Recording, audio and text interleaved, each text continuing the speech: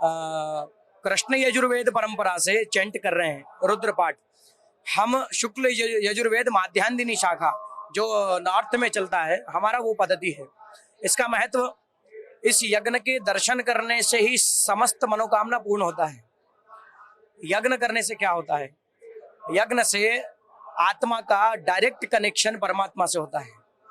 अभी भगवान से जुड़ना है, भगवान को देखना है, तो क्या करना पड़ेगा? तो उसके लिए एक मीडिएटर चाहिए। तो इसका मीडिएटर जो प्रधान देव है वो अग्नि देव है। अग्नि में कुछ भी अर्पित करते हैं तो वो सीधा भगवान को प्रदान करते हैं।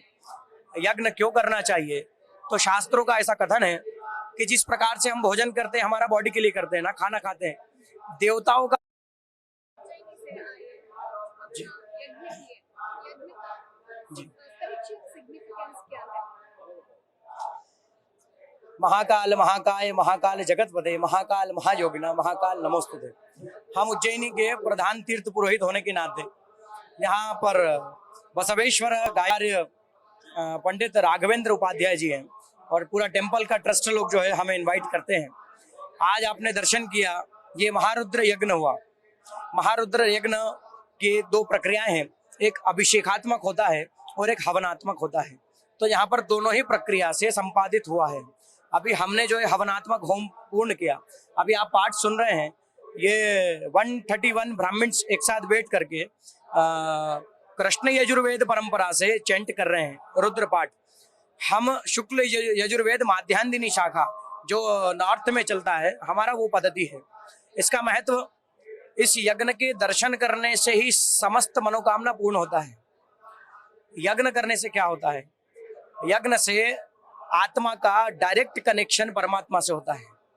अभी भगवान से जुड़ना है, भगवान को देखना है, तो क्या करना पड़ेगा? तो उसके लिए एक मीडिएटर चाहिए। तो इसका मीडिएटर जो प्रधान देव है वो अग्नि देव है। अग्नि में कुछ भी अर्पित करते हैं तो वो सीधा भगवान को प्रदान करते हैं। यज्ञ क्यों करना चाहिए?